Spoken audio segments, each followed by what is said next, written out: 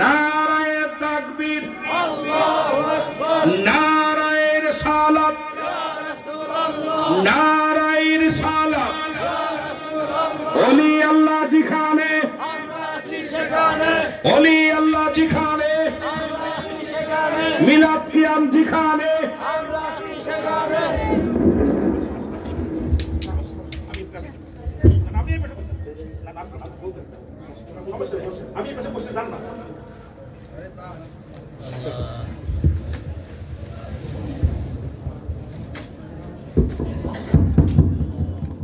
আলহামদুলিল্লাহ বলেন, আরো জোরে বলেন আলহামদুলিল্লাহ।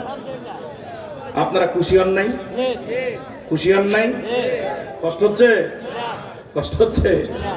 কষ্ট, কবর, হাসর, মিজান, একটার পর একটা বিপদ। জোরে বলেন ঠিক কিনা? আরো জোরে বলেন ঠিক কিনা?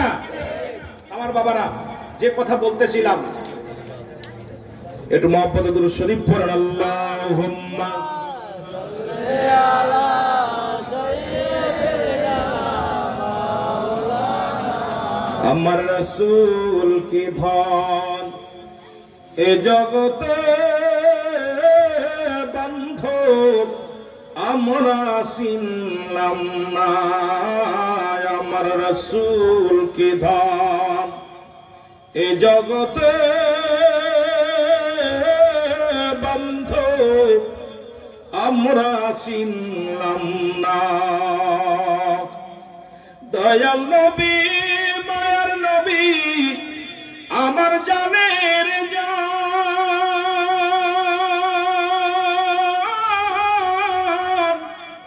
কঠিন দিনে আপনি বিনে কে বাঁচাবে মান।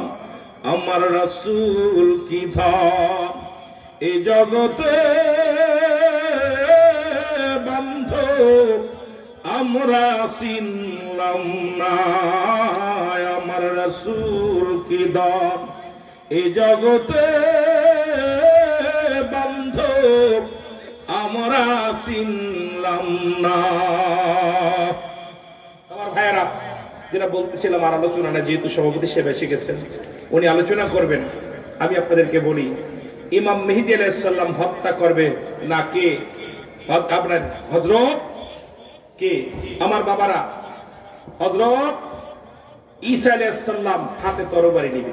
ঈসা আলাইহিস সালাম একটা দাবড় দিবে, সারা পৃথিবী ঘুইরা কাবা শরীফের ডান গেটে যাবে। ওখানে ঈসা আলাইহিস সালাম নিজ হাতে হত্যা করবে খানে দাজ্জালকে।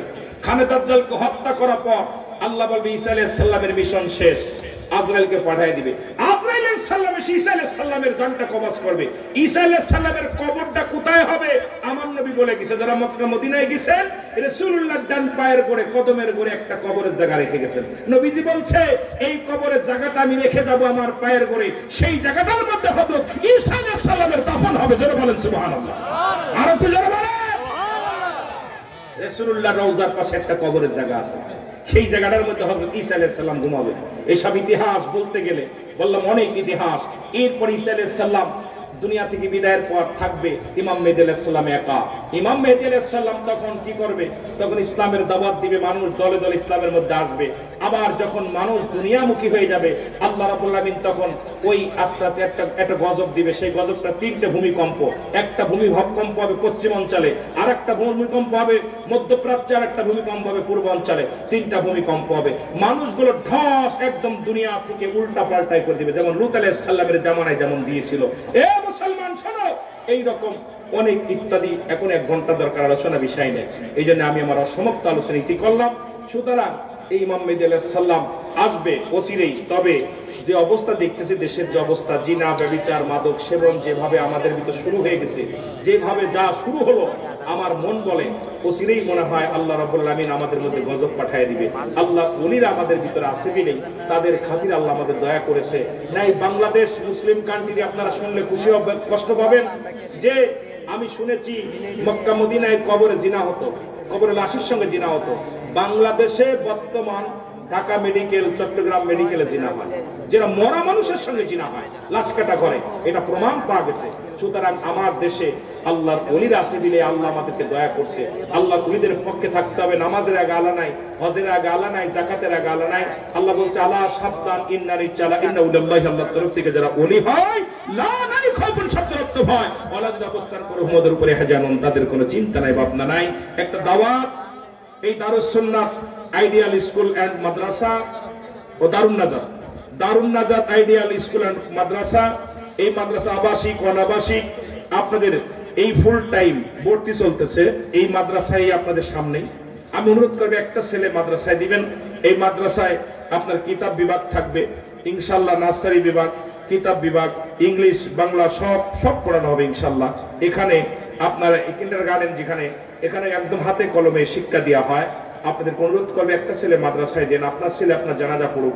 আপনার ছেলে তিনটা জিনিস কাজে লাগে। নাম্বার ওয়ান নেক আমল, নাম্বার 2 সদকা জারিয়া, নাম্বার 3 হলো নেককার সন্তান। ওই সন্তান যেন মরে যাওয়ার পর, একটা মানুষ যখন মারা যায়, ওই সন্তান তার বাবা মায়ের জন্য 14টা হক থাকে। কয়টা হক? 14টা হক। দুনিয়ার মধ্যে বেঁচে থাকতে 7টা, ইন্তেকালের পরে 7টা। সুতরাং এই 14টা হক আদায় করতে হয়।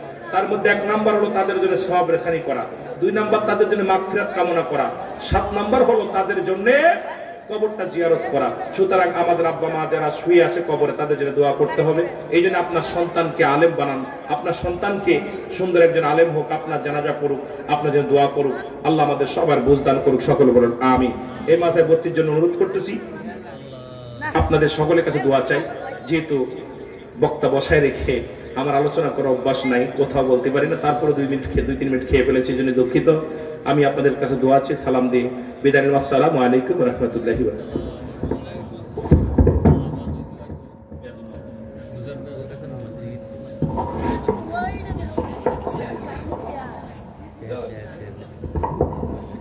আলহামদুলিল্লাহ, মারহাবা, সবাই বলে আলহামদুলিল্লাহ।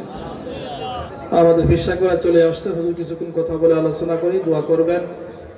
তার পূর্বেই হুজুর কেবলাকে, আজকের মাহফিলের প্রধান বক্তা হুজুর কেবলা সফর সঙ্গীদেরকে আমরা ফুল দিয়ে বরণ করব। এই পর্যায়ে শাহবুদ দরবার শরীফ আলা হাফিজ সাহেব কেবলাকে ফুল দিয়ে বরণ করবেন জিকরুল্লাহ কমিটির সভাপতি, 20 নং ওয়ার্ড জিকরুল্লাহ কমিটির সভাপতি জনাব আমিনুল ইসলাম ভাই হুজুর কেবলাকে ফুল দিয়ে বরণ করবেন। এই মাহফিলের জন্য ভাই অত্যন্ত কষ্ট করেছে, সবাই বলি মারহাবা। আল্লাহ পাক আমিনুল ভাই নেক হায়াত দারাজ করুন, আমরা সকল বলি আমিন। আজকের মাহফিলে প্রধান বক্তা হযরত মাওলানা কারি রুহুল আমিন সিদ্দিকী সাহেবকে ফুল দিয়ে বরণ করবেন জিকরুল্লাহ কমিটির কোষাধ্যক্ষ আমাদের আবুল হোসেন ভাই। জি, সবাই বলি মারহাবা। ফুল দিয়ে বরণ করবেন ইরশাদ কেবলা সফর সঙ্গীকে, আমাদের জিকরুল্লাহ কমিটির সদস্য মোহাম্মদ বিল্লাল হোসেন হাজি। সবাই বলি মারহাবা। ফুল দিয়ে বরণ করবেন আমাদের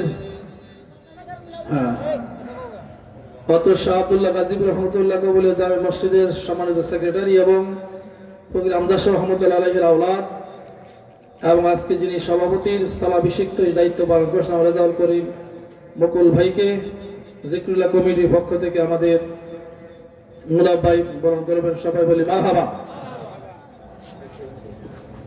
আমাদের ফিরশাহ কেবলা সফর সঙ্গী জনাব শহীদুল ইসলাম সাহেবকে ফুল দিয়ে বরণ করবেন আমাদের জিকরুল্লাহ কমিটির সম্মানিত সভাপতি আমিনুল ইসলাম ভাই। সবাই বলি মারহাবা। সম্মানিত উপস্থিতি, এই পর্যায়ে শাহপুর দরবার শরীফের আমাদের হুজুর কেবলার আরেকজন সফর সঙ্গী আছেন শহীদ ভাই, ওনাকে ফুল দিয়ে বরণ করবেন জিকরুল্লাহ কমিটির সম্মানিত সভাপতি। আল্লাহ পাক কবুল করবে বা সকল বলে আমিন। তার সাথে আমাদের ওনাইশার মাস্টার বাড়ি আমাদের যারা বাস্তু মাস্টার সাহেবকে ফুল দিয়ে বরণ করবেন আমাদের জিকরুল্লাহ কমিটির একজন ছোট্ট সদস্য শুভ। আল্লাহ পাক আমাদের সবাই কবুল করুন। আজকের মাহফিল এখানে আলোচনা করে ইনশাআল্লাহ আমাদের জন্য আখির মুনাজাত করবেন।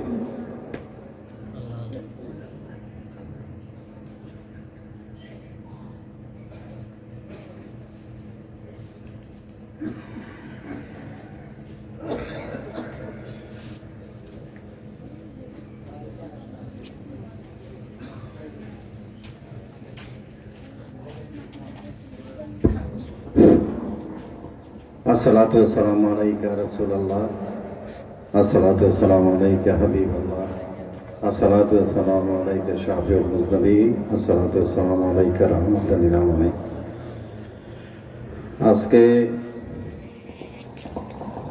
নবী সাল্লাল্লাহু আলাইহি ওয়াসাল্লাম দুনিয়া নুরানি শুভাগমন স্মরণে ইমানি নুরানি রহমতি মাহফিলের সম্মানিত প্রধান অতিথি আমাদের সকলের প্রাণপ্রিয় মুর্শিদ কেবলা শেখ শাহজাদা সৈয়দ গোলাম মোহাম্মদ আব্দুল কাদের কাউকাফি শেখ কেবলা শাহপুর দরবার শরীফ, সবাই একসাথে বলেন আলহামদুলিল্লাহ। মাশাআল্লাহ, এখন অনেক মানুষ, আপনার আওয়াজটা অনেক কম হয়েছে, সবাই একসাথে বলবেন, সবাই একসাথে বলবেন আলহামদুলিল্লাহ। আর মঞ্চে উপস্থিত আছেন আজকে মাহফিলের সম্মানিত সভাপতি সাহেব, অনেক ওলামায়ে কেরাম, আমার সামনে বসে আছেন আমার প্রাণপ্রিয় আশেকান ভাইয়েরা, আসসালামু আলাইকুম রহমতুল্লাহি ওয়া বারাকাতুহু। আপনারা জানেন আমাদের প্রাণপ্রিয় মুর্শিদ কেবলা ডক্টর আহমেদ পেয়ারা বাগদাদি হুজুর কেবলা সারা বাংলাদেশে প্রায় 150-এর উপরে গাউসে পাকের খানিকা শরীফ প্রতিষ্ঠিত করে গেছেন। এর মধ্যে 1901টা খানকা শরীফ ডক্টর আহমেদ পেয়ারা বাগদাদি হুজুর কেবলা প্রতিষ্ঠিত খানকা। আমাদের কুমিল্লা শহরের পাশে কালিয়াজুরি মাজার শরীফ, যে মাজার শরীফ শুয়ে আছেন আইনুদ্দিন শাহ বাবা, যেখানে শুয়েছেন গোলাপ শাহ বাবা, সে আইনুদ্দিন শাহ বাবার মাজার শরীফের পাশে আমাদের প্রাণপ্রিয় মুর্শিদ কেবলা ডক্টর আহমেদ পেয়ারা বাগদাদি হুজুর কেবলা প্রতিষ্ঠিত করে গেছেন গাউসে পাকের খানকা শরীফ। একদিন নির্দিষ্ট তারিখে নির্দিষ্ট সময় বাগদাদি হুজুর কেবলা গিয়ে উপস্থিত হলেন কালিয়াজুরি মাজার শরীফে। বাগদাদি হুজুর কেবলার খেয়াল আজকে গিয়ারু শরীফ মাহফিলে অংশগ্রহণ করা। কালিয়াজুরি মানুষ যখন জানতে পারে শাহপুর দরবার শরীফের পীর সাহেব হুজুর কালিয়াজুরি মাজার শরীফে আসছে, মানুষ পাগলের মতো ছুটে আসতো ডক্টর আহমেদ পেয়ারা বাগদাদি হুজুর কেবলার পবিত্র নুরানি চেহারা মোবারক দেখার জন্য, ওনার কাছ থেকে দোয়া নেওয়ার জন্য। আপনারা জানেন বাবার শেষ সময়টা, বাবা কিছুটা অসুস্থ ছিলেন, কিছু সময়ের জন্য আরাম করার জন্য কালিয়াজুরি মসজিদের খতিব সাহেবের রুমে গিয়ে বাবা বসলেন। পিছে পিছে অনেক লোক ভিতরে ঢুকে পড়ল, অনেক লোক দরজার বাইরে, ভিতরে আর জায়গা হচ্ছে না। এর মধ্যে এত লোকের মধ্যে একজন অসুস্থ রোগী ছিলেন, উনি আমাদের প্রাণপ্রিয় মুর্শিদ কেবলা ডক্টর আহমেদ পেয়ারা বাগদাদি হুজুর কেবলার সাথে দেখা করার জন্য আসছেন, ওনার কাছ থেকে দোয়া নেওয়ার জন্য আসছেন। কিন্তু এত লোকের ভিড়ে উনি কোনো অবস্থায় ডক্টর আহমেদ পেয়ারা বাগদাদি হুজুর কেবলার কাছে পৌঁছানোর পক্ষে সম্ভব ছিল না। আল্লাহর মহান ওলি ডক্টর আহমেদ পেয়ারা বাগদাদি হুজুর কেবলা নির্দিষ্ট করে বলেন, এই লোকটাকে আসতে দাও, এই লোকটাকে আসতে দাও। বাগদাদি হুজুর কেবলার নির্দেশ পাওয়ার সাথে সাথে সবাই ওনাকে জায়গা করে দিলেন। উনি আরামসে ডক্টর আহমেদ পেয়ারা বাগদাদি হুজুর কেবলার কাছে পৌঁছে গেলেন। বাগদাদি বাবার কাছে যাওয়ার পর উনি অনবরত কাঁদতেছেন। এক পর্যায়ে বলছে, তুমি কাঁদবে না, তুমি কি বলার জন্য আসছো, তুমি বলো, আমি তোমার কথা শুনবো। উনি কাঁদতে কাঁদতে বলেন, হুজুর আমি আপনার কাছ থেকে দোয়ার জন্য আসছি, হুজুর আপনি আমার জন্য দোয়া করেন। ডাক্তার বলেছে আমার ব্লাড ক্যান্সার হয়ে গেছে, আমি দুনিয়াতে বেশি দিন বাঁচবো না। ডাক্তার আমাকে সময় দিয়েছে 5 থেকে 6 মাস পরে আমি মারা যাব। হুজুর আপনি আমার জন্য দোয়া করেন, আমি যদি এই সময়ের মধ্যে মারা যাই, আমার ছোট ছোট বাচ্চা, আমার স্ত্রী, আমার সন্তান, আমার মা বাপকে দেখার মতো কেউ থাকবে না হুজুর, আপনি আমার জন্য দোয়া করেন। আপনার দোয়ায় আল্লাহ যেন আমাকে ক্যান্সার থেকে মাফ করে দেয়। উচ্চস্বরে বলেন না সুবহানাল্লাহ। আল্লাহ মহানবী ডক্টর আহমেদ পেয়ারা বগদাদি হুজুর কালবা কিছুক্ষণ চুপ থাকার পর কালিয়াদুরি মুয়াজ্জেম ভাই যখন জনাব গোলাম হোসেনকে বলল, গোলাম হোসেন তোমার কাছে 100 পাক পাঞ্জাতনের চাট মোবারক আছে? জবাব বলেন, জি হুজুর আছে। আমার জন্য 100 পাক পাঞ্জাতনের চাট মোবারক নিয়ে আসো। গোলাম হোসেন ভাই এই নির্দেশ পাওয়ার সাথে সাথে খুব দ্রুত গতিতে অল্প সময়ের মধ্যে 100 পাক পাঞ্জাতনের চাট মোবারক ডক্টর আহমেদ পেয়ারা বগদাদি হুজুর কাল্লা পবিত্র হাত মোবারকে তুলে দিলেন। এরপরে ডক্টর আহমেদ পেয়ারা বগদাদি হুজুর কাল্লা 100 পাক পাঞ্জাতনের চাট মোবারক এই অসুস্থ রোগীকে হাতে দিয়ে বললেন, আমি তোমাকে 100 পাক পাঞ্জাতনের চাট হাদিয়া দিলাম। তখন দাম ছিল মাত্র 5 টাকা। এর সাথে যদি বেশি বিক্রি করতে পারো আমার কোনো আপত্তি নাই। 100 পাক পাঞ্জাতনের চাট মোবারক বিক্রি করে যে টাকা তুমি পাবে, এই টাকা নিয়ে তুমি ঢাকাতে যাবে, যে ডাক্তার বলেছে তোমার বেশি দিন সময় নাই। উনি বাবার কাছে বিদায় নিলেন।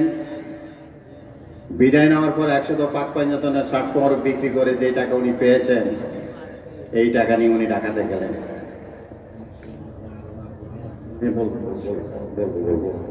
বলবো ইনশাল্লাহ।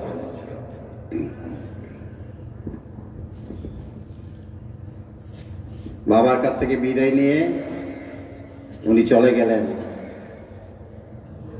100 পাক পাঞ্জাতনের চাট মোবারক বিক্রি করে যে টাকা উনি পেয়েছেন, এই টাকা নিয়ে উনি ঢাকাতে গেলেন ডাক্তারের কাছে, যে ডাক্তার বলেছে ওনার বেশি দিন সময় নাই।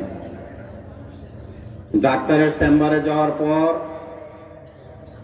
ডাক্তার ওনাকে পরামর্শ দিল, আপনাকে আবার রক্ত পরীক্ষা দিতে হবে, রক্তের রিপোর্ট আসার পরে বোঝা যাবে আপনার ব্লাড ক্যান্সারের অবস্থা কোথায়। ডাক্তারের পরামর্শ অনুযায়ী উনি আবার রক্ত দিলেন। রক্তের 5 থেকে 6 ঘন্টার পর রক্তের রিপোর্ট যখন ডাক্তারের হাতে এসে পৌঁছলো, ডাক্তার ওই রোগীকে ওনার চেম্বারে আবার ডাকলেন। ডেকে বললেন, রিপোর্ট দেখে বললেন, তুমি কোথায় চিকিৎসা করেছো? তুমি দেশে চিকিৎসা করেছো না বিদেশি চিকিৎসা করেছো? তোমার তো কোনো ক্যান্সার নেই, আল্লাহ তো তোমাকে সম্পূর্ণ ক্যান্সার থেকে মাফ করে দিয়েছে। উচ্চ সুরে বলেন না সুবহানাল্লাহ। উনি কাঁদতে কাঁদতে বলেন, স্যার আমি কোনো ডাক্তারের কাছে যাই নাই, আমি দেশে বিদেশে কোথাও চিকিৎসা করি নাই। আমি দোয়ার জন্য শাহপুর দরবার শরীফের পীর সাহেব হুজুর ডক্টর আহমেদ পেয়ারা বগদাদি হুজুর কাবলার কাছে গিয়েছিলাম দোয়ার জন্য। আল্লাহ যদি আমাকে ক্যান্সার থেকে মাফ করে দিয়ে থাকে, শাহপুর দরবার শরীফের পীর সাহেব হুজুর ডক্টর আহমেদ পেয়ারা বগদাদি হুজুর কাবলার দোয়া এবং পাক পাঞ্জাতনের 60 মোবারকের গোলামিতে আল্লাহ আমাকে সম্পূর্ণ ক্যান্সার থেকে মাফ করে দিয়েছে। উচ্চ সুরে বলেন না সুবহানাল্লাহ। অনেক বছর আগে এই 79 গ্রামের এটা আগুন লেগে গেছে, এটা বাস্তব প্রমাণ। আপনারা জানেন 79 গ্রামে অনেক পীর ভাই পীর বোন আছে, শত শত পীর ভাই পীর বোন আছেন ইনশাআল্লাহ শাহপুর দরবার শরীফের মুরিদ। অনেক বাড়িঘর জ্বলে পড়ে ছাই হয়ে গেছে, চতুর্দিকে আগুন আর আগুন। আমাদের পীর ভাই মুরাদ ভাই আরো অনেক পীর ভাইয়ের ঘরের ভেতরে পাক পাঞ্জাতনের 60 মোবারক টাঙানো ছিল।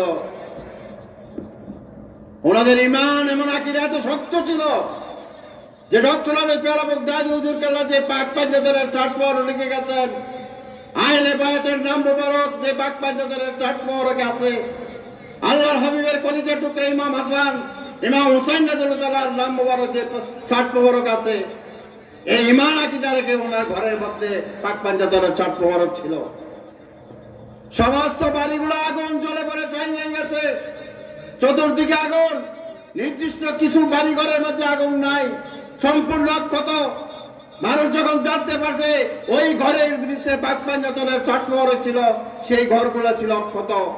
এখন সেই ঘরগুলো ছিল সম্পূর্ণভাবে অক্ষত। উচ্চ সুরে বলেন না সুবহানাল্লাহ। আমাদের প্রাণপ্রিয় মুর্শিদ কাল্লা ডক্টর